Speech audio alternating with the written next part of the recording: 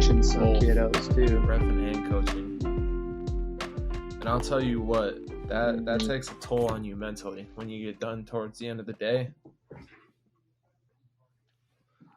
Yeah, it My does. head hits that pillow and I'm out. It does like a indeed. light.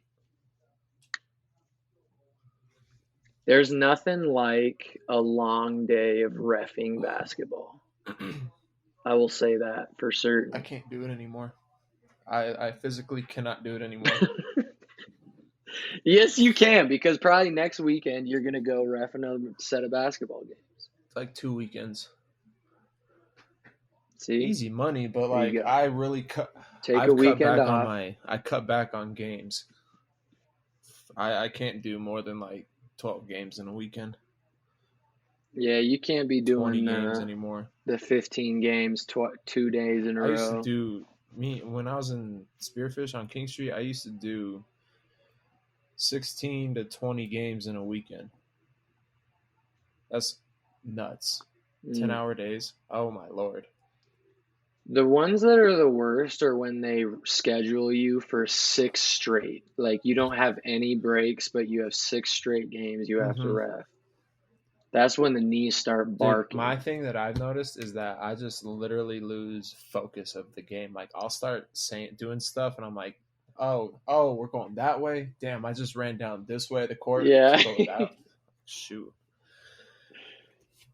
That I remember thinking that too, reffing like summer camp games, being like, maybe I'm on my 4th straight game or something and gone 6 trips up the floor. And I'm just like, man, what has happened in these 6 trips that you're just like, you're watching the game, but you're not processing. So last weekend, me and Clem were reffing a game, an 8 a.m. game in Rapid, trying to get the games smooth as quick as possible because we're on a 50-minute time slot. Games are like 45 minutes, so you have to be like on point.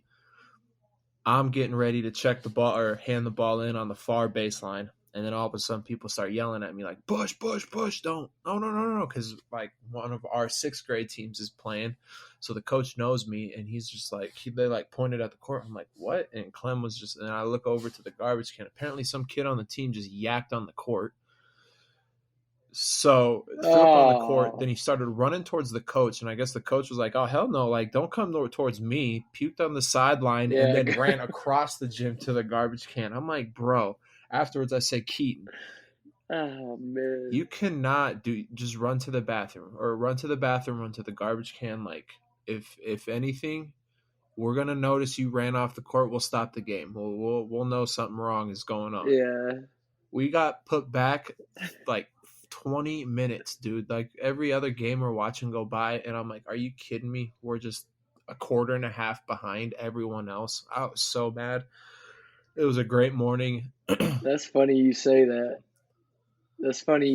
Because last weekend in a game, the team we were playing, a kid yacked in his mouth and like held it in and then ran. Like, no, he didn't run. He walked to the trash can. That's gross. With the yak in his mouth and just came in 10 minutes later. That's disgusting. Run. PSA. Kids, if you're on the court and you got to throw up, run. Run like your life is on the line. Get away from the basketball court. Get away from me. Oh, man. I sat... Because it does. It takes a minute to clean up a big old puddle of puke. You couldn't even see this kid's stuff because it was just water. It was weird. Ugh. Yeah. And I just sat down on the bench and I just looked at a couple of parents and said, it's 8 a.m. and it's too early for this. I'm sitting down right here. I'm not going to be the one I'm not dealing with this. Someone else can deal with this. I'm not dealing with with someone else's kids yak on the floor. If you guys want to pay me an extra game's worth of money, then yeah, sure. But I'm sitting down. I think the earliest memory I have of a kid throwing up on the floor was at Spring Creek Elementary School for junior jazz basketball in Laramie. Just all over the floor. That's tough. I feel like it happens frequently in I've gotten nervous basketball. before a game, but I ran to the garbage can. Like I know, like this is not good. This is not. I can't control what's about to happen. Mm-hmm. I have to get to a garbage can. Yeah. Oh, kids, man. It's okay. Like, just don't try and gut it out and like make the feeling go away. Just accept it, go throw up, and move on. Freaking Hulk! No one can win that battle. You can't win that battle. That's a battle that's unwinnable. Your body wins 100% of the time. Mm-hmm. It's gonna come out. That's a good segue into welcoming us back into the Kitchen Hook podcast after quite a hiatus, talking about throwing up. Welcome back, people. Thanks for listening. We've missed you. We have missed I hope you. You've missed us. Mm-hmm. It's been a busy month and a half-ish. I know for me, I'm sure it has for you too. So getting back into the swing of the pod is a good thing. It's like I told you, dude, I haven't even had a chance to like stay in tune with the RMAC basketball. I've caught like 4 games in person at BH this year.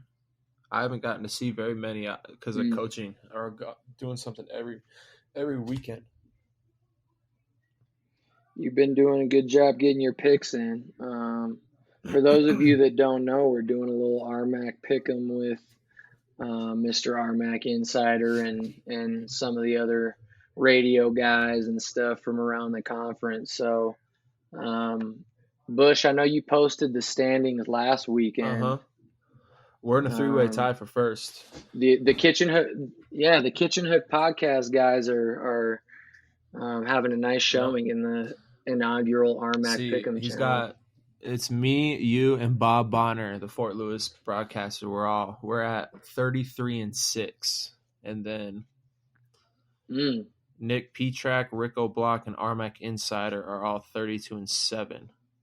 I mean, it's pretty close. One bad week for anyone is pretty good, but be honest with your picks. Us three right now are sitting like Fort Lewis, Mines, and Metro at the top of the conference pick'em challenge right now. So, got that 3-way tie. I plan on taking it all home, so we will grant RMAC Insider his one goal for this. Yeah, and one day when I win, he will recognize it as skill. I will be recognized. My name will be recognized every week. I swear it's. I need the tag. Today I wake up with a message on my phone that says, Bob and Tate showing off their skill, and then Thomas continuing with his luck are all tied for first. Yeah, no, you know what? At some point in time, it's not luck there, buddy. Buddy. And I can't wait till you listen to this. Man. So what did you get wrong last night in those games? The one that I got wrong in last night's games was Metro versus CSU Pueblo. And you know what hurts me? And then did you get UCCS Fort Lewis? I got UCCS Fort Lewis, and then I picked Highlands to beat Metro.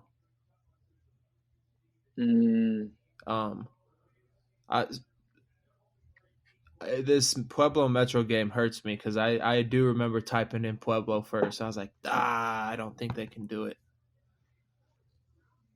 Or else I would have had sole first place. Metro was they were very short-handed. They didn't have McGill. They didn't have Lacey. And I also noticed they didn't have, I know Jaden Kennis has been in and out of the lineup kind of all year long, but I didn't see any of them over there on the bench when I went to the game last night. Pueblo. I'm filling out mine for next week. But next week, dude, the trap game, I'm looking at this game. I'm going to wait to type that one in, actually. South Dakota School of Mines in Westminster. Yeah, man, let's talk about some of these. Let's see what we're feeling. South Dakota Westmin. Westmin hasn't won a game yet, but that's a trap game. That's a trap game. Mm-hmm. Yep. The one I see is Regis has been playing well too. I know they lost a tough one, but they've been playing some good teams pretty close. So I like Regis. I know Mines is rolling right now. Mine's is always rolling. But also I know it's on the road at Fort Lewis, but Shadron State, Fort Lewis, I like that game too on that Friday Yeah, I'm night. like kind of leaning towards Shattering in a sense, but Mesa and BH, yeah, okay, I'll take. I know who I'm gonna take there. I'm not gonna say it though because I know there's some cheaters out there. Yeah, man, don't reveal. Don't reveal. Cheaters. What about Saturday's games? Saturday's games. New Mexico Highlands at Western Colorado. That could be a dub for Western Colorado It really could be. at home. Western played good last night, dude. I was actually pretty proud of those kids. And I talked to them, and they all enjoy and love the new coach, and they enjoy the culture he's putting in, and just his patience, I guess. I don't know. You have to have a lot of patience when you're trying to rebuild or you're trying to grow a program and take a not so good program and bring it up. You have to have so much patience because it can't happen overnight. I was literally just about to say that it don't happen overnight, and I feel like it's a journey of, especially that first year or two, it's a journey of like moments where you really feel like things are turning around, and then those kind of ebbs of it where it's like, man, are we doing things the right way? But they seem like they're competing. Obviously, it's not showing up a lot in the win column, but there's been some games where it looks like they've competed hard. God. Last night, dude, I saw the worst technical foul. Kenny needs to retire. It is time. It is time. It is time. It has been time. But, oh, my God, that guy called the pettiest tech I've ever seen in the world. And I understand, like, 1 point doesn't totally affect a game, but that game would have lined up a little bit differently had that 1 point not been on, like, had that tech not been called. And I don't know how many, like, he warned the Western coach and Coach Thompson, I think, about, like, their box not coming out of the coach's box. Yeah. He stepped out of it and pointed at it and then teed him up. Like, bro, the pettiest time, like, at the pettiest point in the game. And I was like, we all just kind of, like, looked like, what? And even Coach Claus looked at him like stared him down for a long time too. Like, are you kidding me? Like really? Really? Are you really doing that right now? That Rasheed Wallace stare, like, you remember that meme of Rasheed Wallace staring down that ref when he gets teed up? It was just not the right time to do it. But no, you're right, dude. Techs change. It's not just the points that happens with technical fouls. It's kind of the momentum swing. Well, I just have a problem with how personal it felt. It felt super personal because absolutely. Earlier in the game, like, Western's coach met Kenny out on half court, like, mad, arguing I can't remember what it was, but he was arguing a call and he had every right to argue it. And then from there on out, it just seemed like for real, Western did not get the whistle from there on out in the rest of the first half. And I'm not trying to bat, like, they did shoot themselves in the foot, but like it just really felt like from that point on, Kenny got really personal with it, with his calls, with like the tech, like everything. It was just like, bro, what? Bro, I'm learning this just the more like I coach, I guess, is it's and I applaud the referees that don't take things personal, but I feel like some referees take a coach questioning or talking to them about a particular call as disrespect. And it's not disrespect, it's just, as a coach, you have to fight for your guys sometimes and question calls, because let's be honest, referees, I've reffed games as well. I've gotten calls wrong. Referees make mistakes too. It's just a lot of times coaches, when they're talking to you about a call or maybe questioning a call, it's not to do it disrespectfully. It's to say, like, look, I recognize that you're missing this. I just want to come to Mm-hmm. a middle ground on this thing. Uh-oh.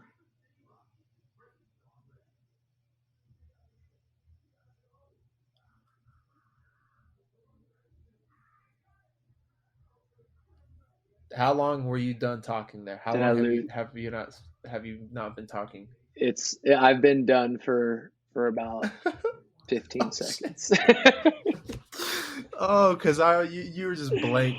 No, Oh but to man. say what you were saying there, like last weekend in Rapid, 2 weekend, whatever weekend it was in Rapid, we were playing a team in my 8th grade team.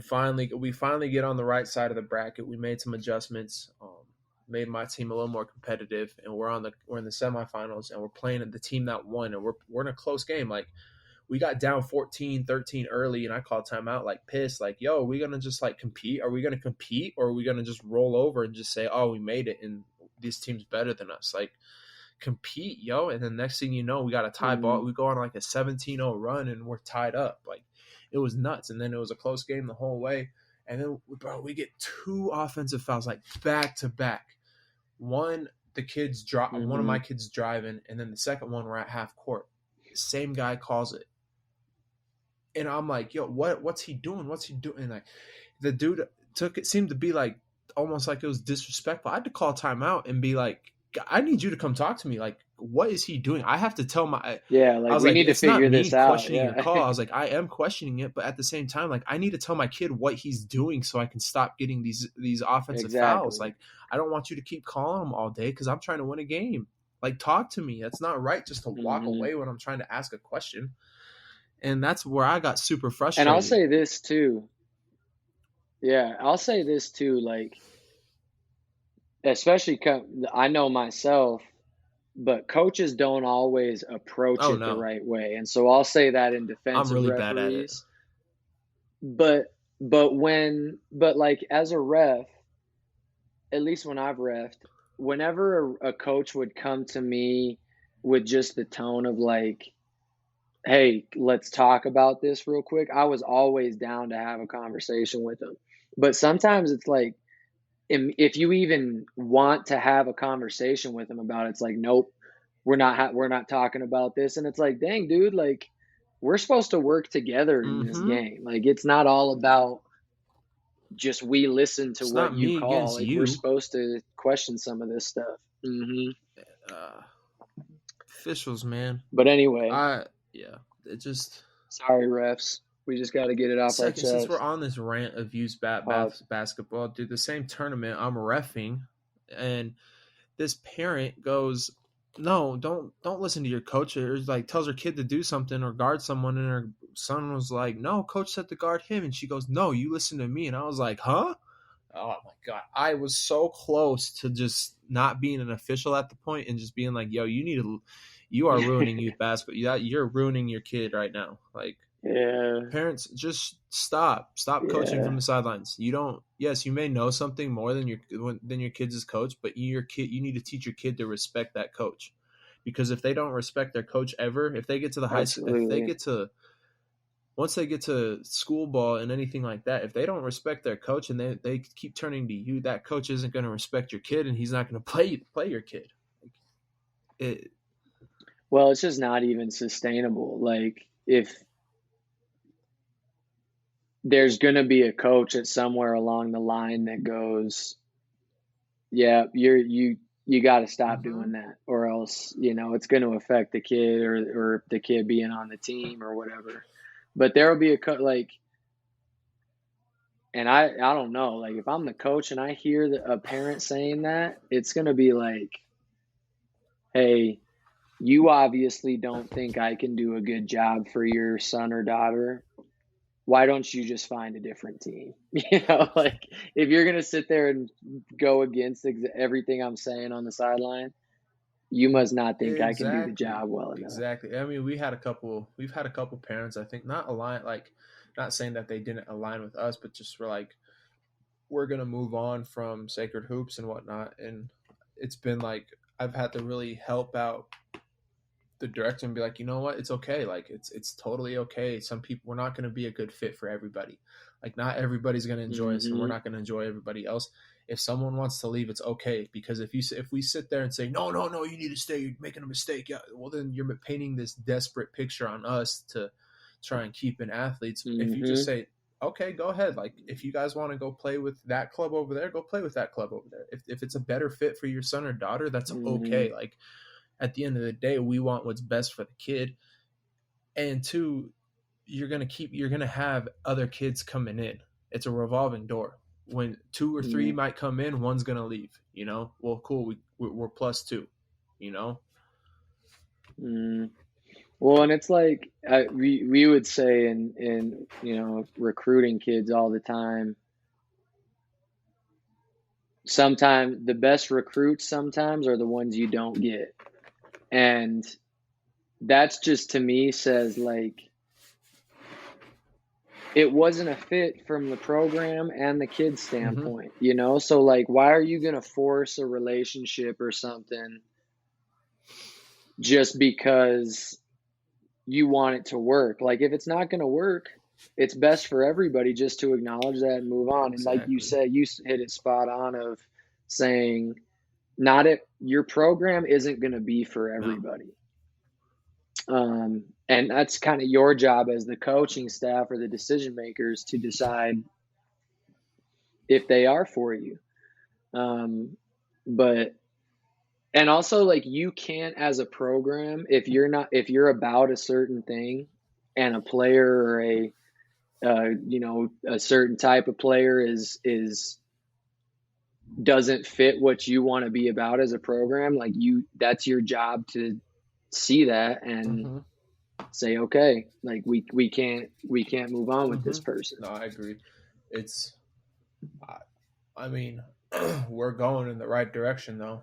That's the cool part, is like I'm seeing all these people like actually trust what we're trying to build, or like trying to envision over there. Like we're starting to get more of a spearfish presence. They got me a gym in Spearfish where I can run workouts once a week over there on Thursdays. Like last week, I had my first group was 2nd grade through like 5th grade or something like that. Nice, and I had 12 kids. Dude, we didn't do anything but fun, like dribbling. We did dribbling. Then we did dribbling to jump stops and pivot foots. And then we did layups. Micans. No, did we do Micans? Pivot foots. Yeah, we did Micans, just the very simple ones. And then we did like passing layup. A full court thing where they have to dribble through cones and then go through and do a move at the last cone, shoot a layup. And all the parents were like, "This is awesome! Like this is so great. I wish someone would." I was like, "Yeah, I'm just trying to keep it like as simple as possible. Like I don't want to teach these kids between the legs or anything like that right now. Like their hand is ball's probably too big. Man. Like, I can't even get it between the legs. Dribble, jump, stop, pass, and shoot a layup. If we can do that, be easy to teach them something when they're a year older, like and stuff like that. And that's the problem with youth basketball, dude. Is you have to like coaches don't teach a good foundation. Coaches just like my tweet the other day. If you saw it, I was like, I'm so tired of seeing coaches teach plays, like teach the game.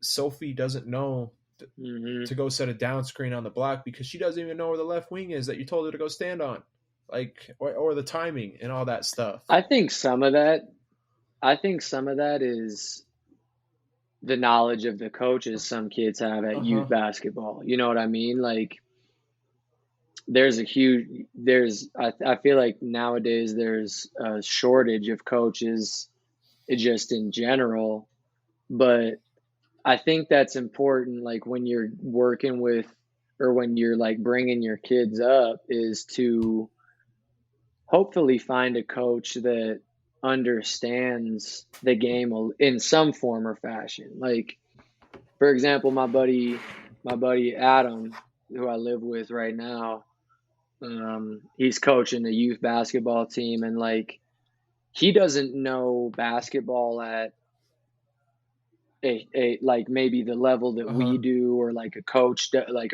an actual basketball coach does, but he knows the game well enough to teach little things. And I feel like sometimes youth teams have people coaching them that never really have learned anything about basketball themselves, and they're trying to teach the game. Yeah, and no, I agree. That's why it's just frustrating to watch sometimes, because it's so much easier to teach if you just start with the basics and then get to the hard stuff, because Yeah. it all ties in. Everything ties into the fundamentals of the game. Like, and that's Mm-hmm. and like you said, If you can't catch, shoot, and play some defense, mm-hmm. you're gonna And that's struggle. like you were saying, like with our program, I appreciate the ability that our director has given me and like Clem to be able to say, have like, when new parent coaches or someone, if someone's not up to the standard of his coaching, they'll be like, hey, I want you to go sit on the bench with Bush, or I want you to go sit on Clem's bench, and I want you to really see how they coach and they teach and bring kids off to the bench and talk to them and all this stuff, and like we've had new coaches come in and I'll coach the team and I'll be like, yeah, they have to be under me. And then once I feel comfortable, if they know their stuff and I feel comfortable enough to hand these group of boys off, then yeah, I'll do it. Cause I have like 4 teams and my hands are full, and I'm about to pass my seventh grade boys off to a dad. Cause dude, he knows exactly, like he pulled my clipboard out and was like drawing up where they needed to be in his zone. I'm like, psh, you got him the rest of the tournament, man. Like, I don't need to do anything. Like, I feel comfortable enough doing that. Yeah. And that's the part that I like, is that is my, like, I have the freedom to be like, to look at Ted and be like, hey, maybe they should another tournament or two, let's still kind of hold their hand a little bit and watch them until we fully let them go. And I think especially kids that are getting more serious into basketball, they'll be able to pick out whether their coach is teaching them things that are good and translate to the game, or if they aren't. Mm-hmm. I think as kids start to study the game themselves or learn more of the game themselves, they can decide for themselves almost if it's like, is this the coach that I want? Like, is he teaching me the right stuff or not? I agree. But what was it? Go ahead. I was gonna say one more thing about that, but there needs to be more like youth coaching clinics or like youth coaching classes and stuff like that, where you just kind of teach the basics of youth coaching in any sport. That it's not all about winning. We're not here to put a medal around your kids' neck. We're here to teach them the game first. We're here to teach and grow. It took me a minute to understand that, but once I finally realized, like once it finally registered to me, it's been I've like had a way more fun time coaching these kids, because you just see improvement from tournament to tournament, and I'm like, yeah, that's a win. Like, we got 4th place last tournament, but it's a win. Yeah. I think it's this term or the saying, process over product. Like, if your mindset is always concerned about the product and the win, if that's what the goal is, then you're going to miss out on the rewarding parts of getting to that point, and understanding when it's important for them to start winning. Like, I think it's a fine line between, you want to teach kids to compete and to win at a young age and to kind of cultivate that, but it shouldn't be the end all be all, especially when they're young. Like, they need to learn to enjoy the game when they're young. 100%. That's the biggest thing for me. That's what my buddy Adam's good at. Adam, shout out to you if you listen. He does a good job of keeping it in perspective for these young cats. Bushel, let's talk about some RMAC stuff. We're like halfway through. We are. RMAC schedule. Mesa sitting at the top by themselves at 9-0. Fort Lewis and Mines right behind them at 8-1. Who's the surprise of the year so far? The surprise,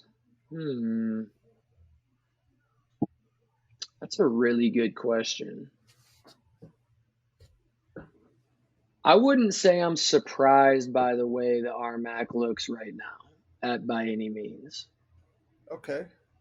As far as, Black Hills winning the conference last year, and then I'm sorry. Didn't they go Mesa. didn't they tie No, with Fort Lewis? It was Mesa. Oh, that's right. Black Hills lost a Yeah, couple at the Mesa end, right? Fort That lost them Lewis the tied, RMAC. I think. Mm, Mesa hosted, and then Fort Lewis won the tournament. that's right. That's right. But anyway, my outlook on Black Hills State as far as being where they are, I'm not super surprised by that. Just by losing, obviously, who they lost, and kind of replacing some of the guys that were big contributors on their team. But like, I'm looking at the standings right now, and nothing's really pops out. I will say the thing that pops out is where Metro started before conference, and kind of how they started the year, and what's That's what I happened was with gonna them say. since. That was my surprise. That's the one that's kind of getting me. What is that? Yeah, that's my surprise. I thought that they were. I thought that they were going to be top of the conference. A little surprised that they're 4-4. To be honest with you. And I think, like last night against CSU Pueblo, them being shorthanded, I think they've had that a couple games. But even when they were at full strength, they lost a couple that I remember kind of being like, oh, wow, they dropped that one on the road. Mm-hmm.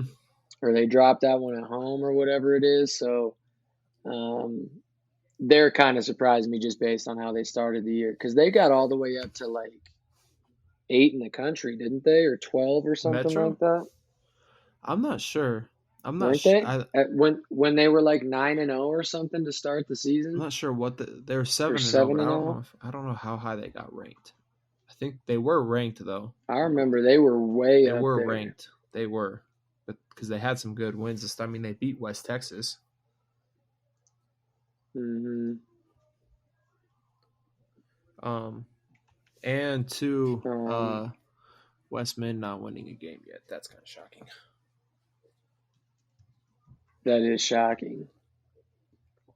That is shocking. Outside of that, no, I'm not really surprised by anything.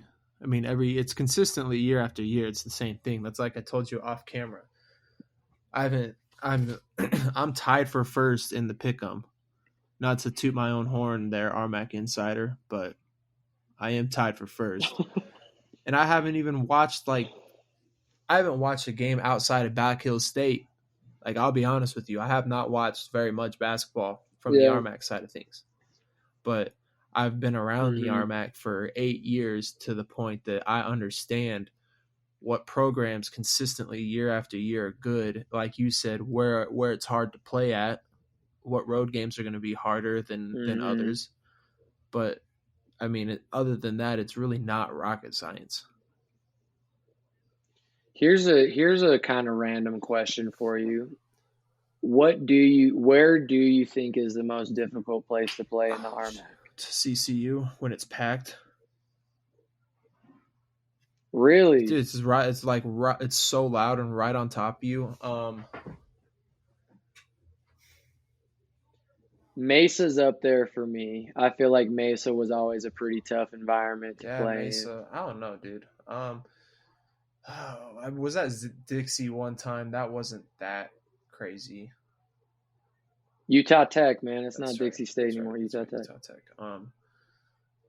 Dude, I'm gonna stick with CCU because it's the barn. Oh, no. Wow. Western's the hardest place to play, in my opinion. I was gonna say, I was wondering if you were gonna say that because that was gonna be up there for We me too. yeah, we may not have put together the best seasons while I was there, but we did put some teams through the ringer at home, and we did knock off some ranked teams at home. So It's just a combination of altitude, the elevation. It's a real thing. That is a real thing. And two, like you said, regardless of how good the team is, they usually get some crowds there that aren't afraid to get a little well, and wild. it's like the barn at CCU, dude. It's tiny and it's when it's loud, like you said, when there's Hmm. people in there and it's loud in there. It gets real loud in that thing. The other one too is when they get good crowds is Black Hills Mm-hmm. State. They kind of pick and Yeah, choose when to get they're rowdy though. They're not an every game type thing. BH guy, alum, everything, but BH crowd's a wine and cheese crowd.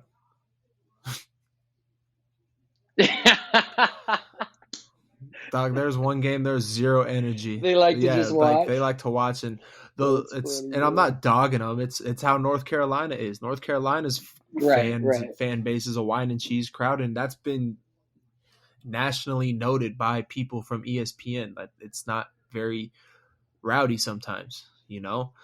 And it feels like that in BH. That's There's some funny. games I'm just like, damn, it feels like a pin's dropping in the middle of here. And you've Oh experienced man. it too. Like when you played there, you experienced it Oh too. yeah, But when absolutely. they get rowdy, boy, Absolutely. oh boy, they can get after it though. I feel like with Black Hills, it's obviously against South Dakota Mines. It's going to be a loud Uh crowd. huh. Mesa. But it's kind of interesting. They'll just pick random games to get, I tuned up know. for and to get ready for. I don't know what it is. It is weird. Um, I was gonna say Adams State's pretty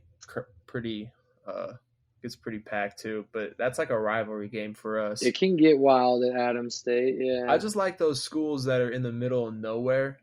That like, what else are the students gonna do? You know, that's why you Yeah. didn't hear me list one other than CCU. That's why I didn't list one Denver Metro school at all. It's because I've never seen Mhm. Colorado Mines super packed or loud. There's too much to do up in I've the Denver never, area. not People gonna ain't lie, going I've to those never games. seen Metro ever more than 100 people there. It seems like. No. Um, I said Mines, like all those schools, dude. Pueblo, I would love to see Pueblo's gym packed. Regis. Pueblo's gym. It was I feel like the last time I saw Pueblo's gym packed was when we were playing, Mm-hmm.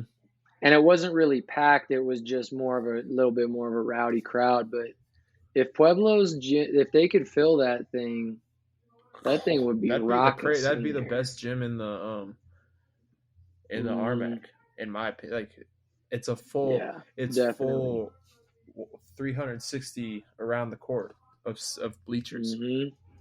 Absolutely. And it has just that feel of like a legit college Mm-hmm. Now that arena. you guys got a A five small hundred one. A thousand dollar small one, you scoreboard in know. there.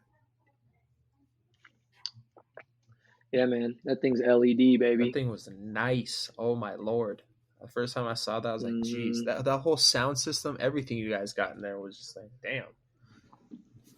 I'll tell you what, just at the game last night, they need to turn the bass down on that sound system they got in there. I was feeling my brain rattle around in there when they had music going.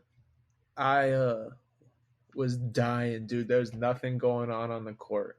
At like, in warm ups, you think when there's nothing going on outside, like there's no warm ups or anything. It's like that dead period where both teams are in their locker rooms. Yeah, in the locker Normally they room. transition to some crowd friendly like rock or older music, stuff like that. Dude, we're bumping NBA YoungBoy without anyone on the court. Who? BH, and Wester? I'm like sitting there Oh, like, what is going on here? Like none of these people probably know what this, and the bass is just going crazy. I'm yeah. like, dude, let's put on some like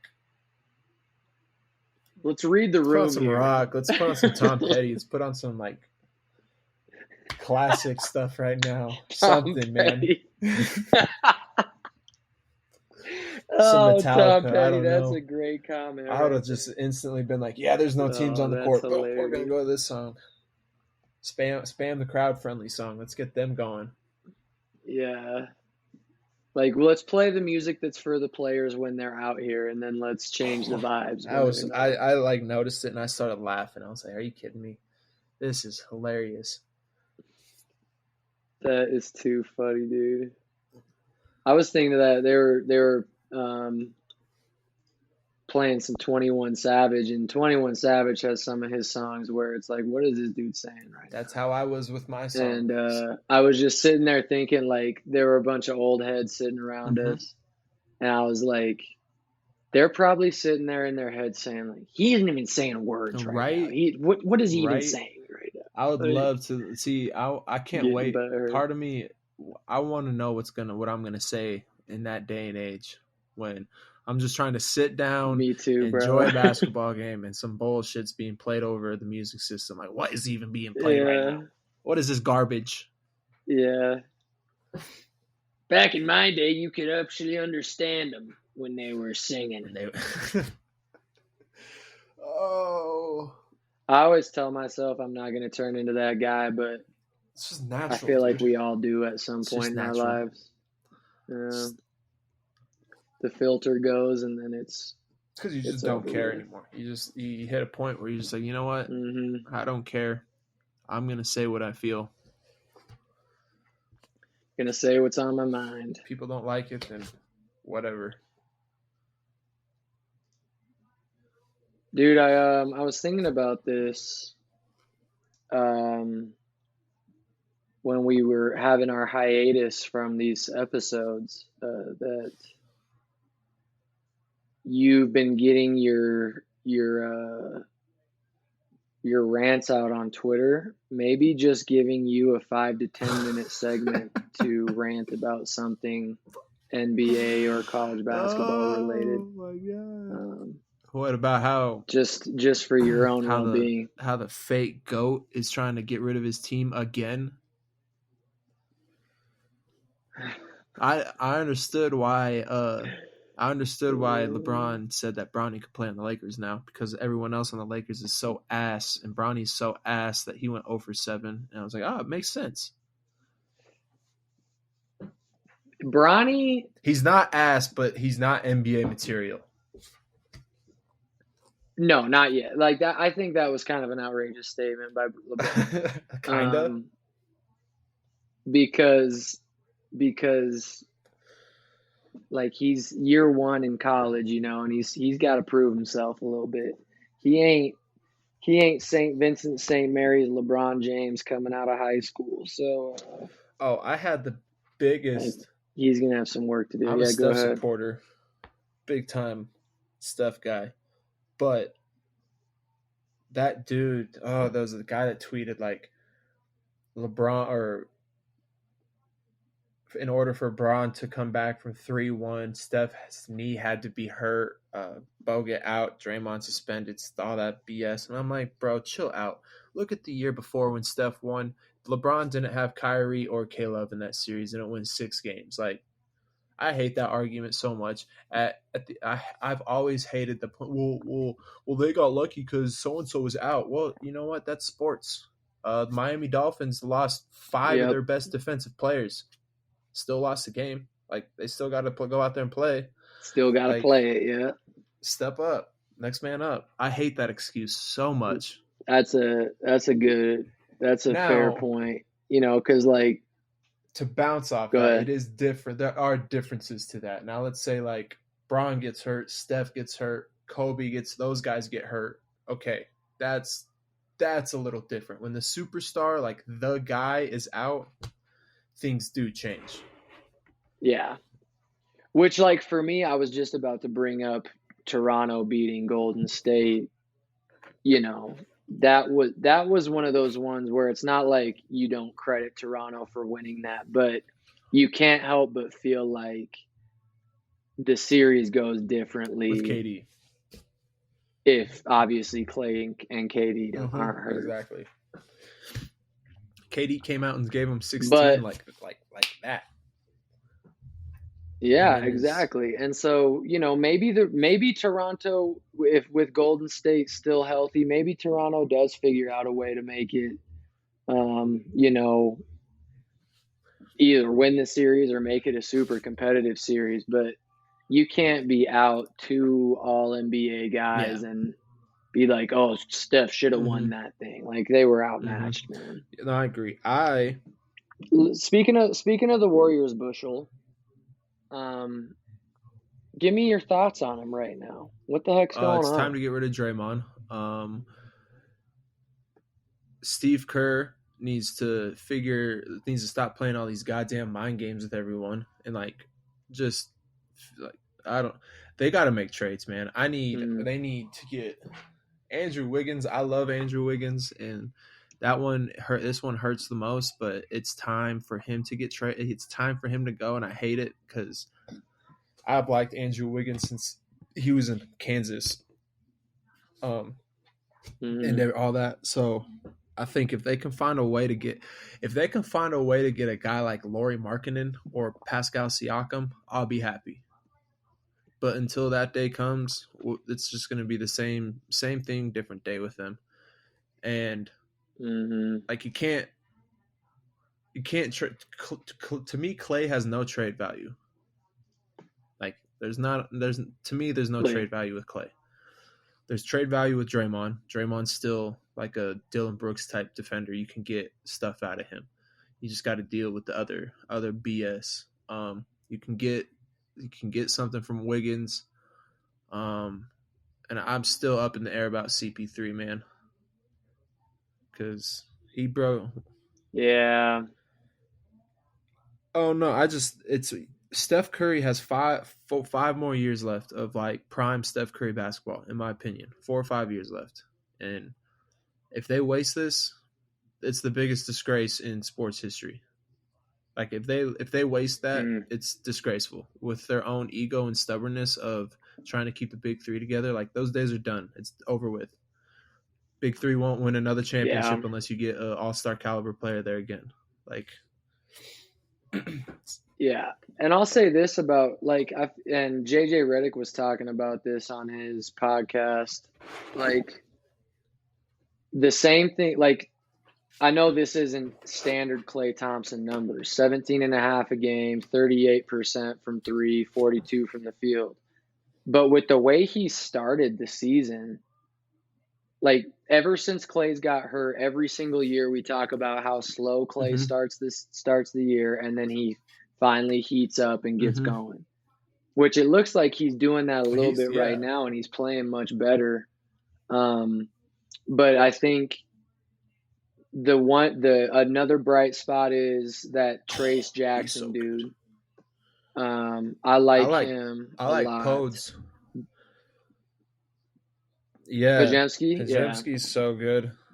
yeah, he's good too. I'm a big fan of the Um, young guys. Like I'm so sick and tired of Moses Moody not playing. I'm sick and tired of Jonathan Kuminga not playing. Like those dudes need to be on the court playing yeah, minutes, not fucking Dario Saric. I'll bleep that out, but not Dario Saric. It's just frustrating.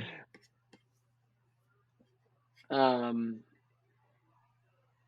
and to me, it's like, why isn't that what they've sat on the bench for 3, 4 years for already now? Like they're both of those guys are like at least 3 years into the league, aren't they? Uh huh. Yeah, Because I feel like those bro. dudes have been Kaminga around just for a little while now. gave the Bucks 28 last night, and they lost by 9. Like he's Hmm. good. He is gonna be a good basketball player. Dak Prescott just threw a pick six. I Hmm. love it. For all you Cowboy fans out there, if they lose tonight, you guys better block me. I swear to God, I will go off on Twitter. James Knutson, you Hey, better block me. You're gonna want to block me. I promise you. 14 it's that's what 14 I to was just nothing about to already. point Dak out. threw a pick six. Dude, oh Jesus, please. Even the Rams play today, and if the Rams lose, like I'm telling you, if the Rams lost today, I'd still be happy if the Cowboys lost.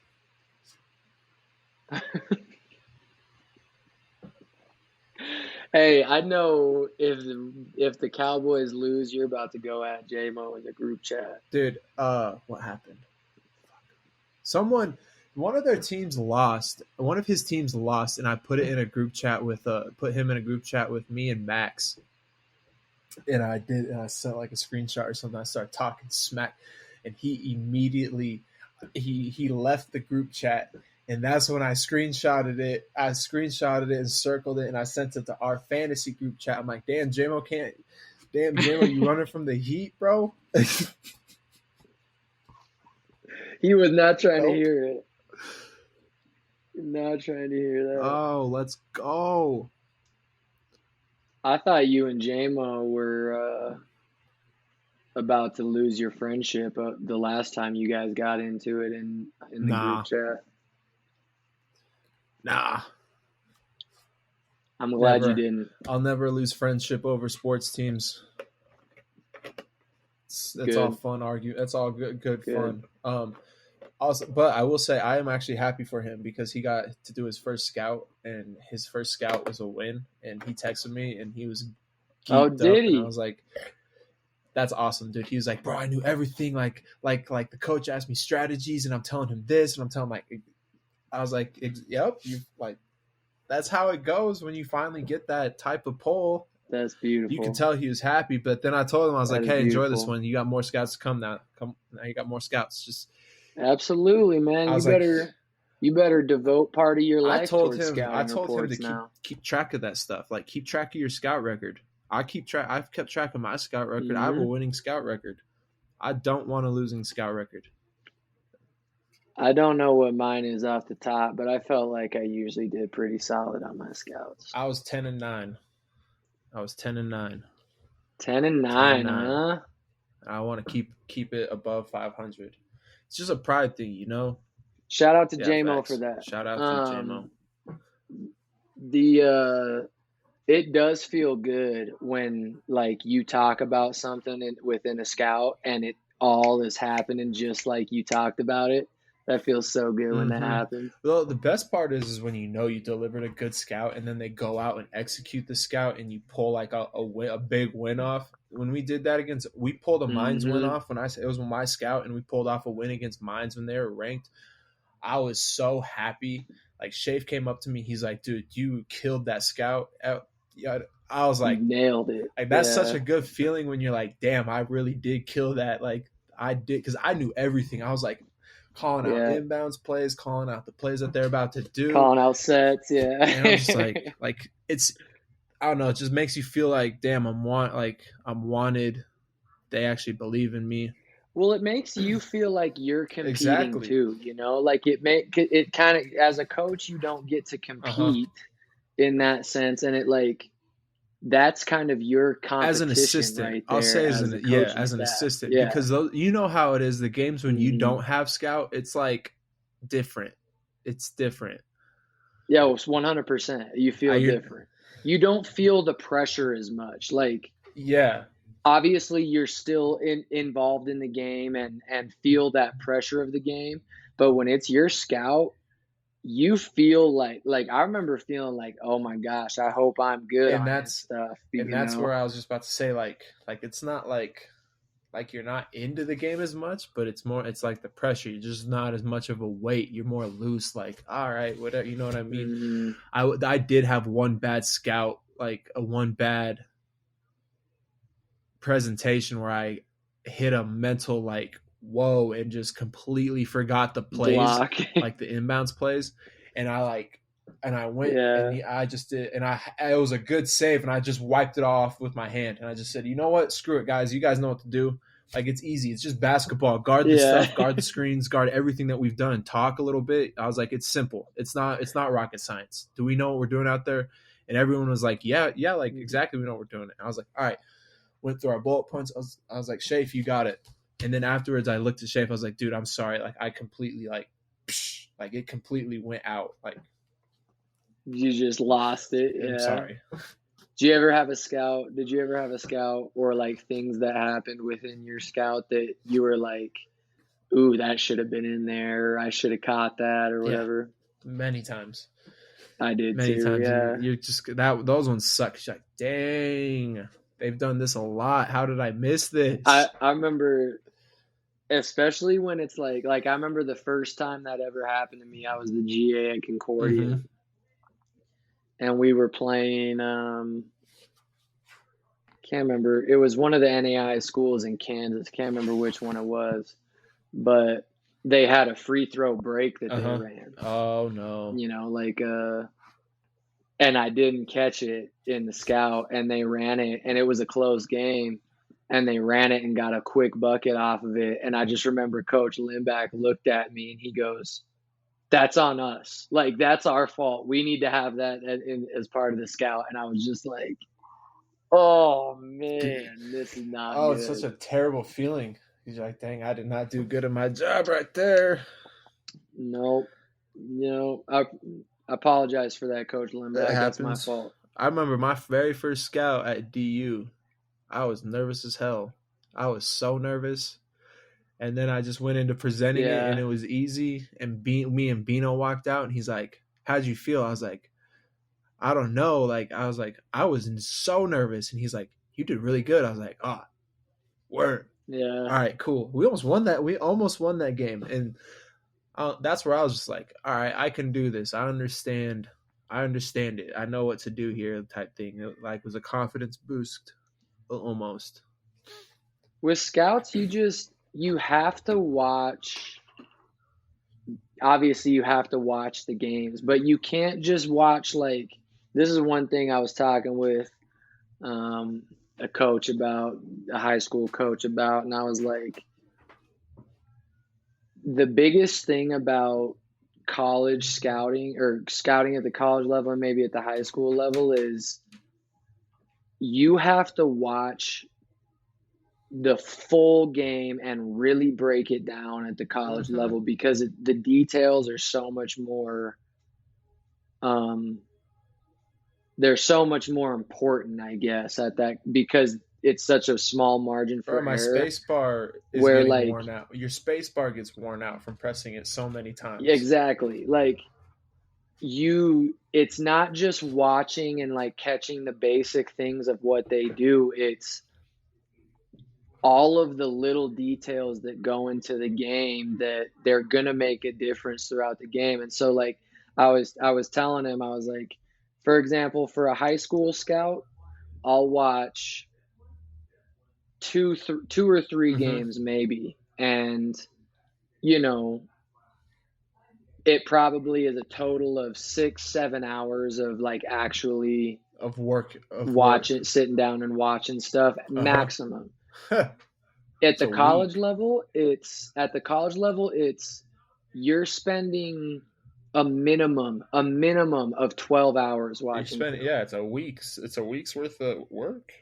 Mm-hmm. Dude, I've started scouts 2 weeks in advance. A minimum. So I know, know, okay, I just want to be able to get the base print, so I don't have to spend 3 hours doing the base. You know what I mean? Let me get the not so fun stuff out of the way, so the easy stuff can come last.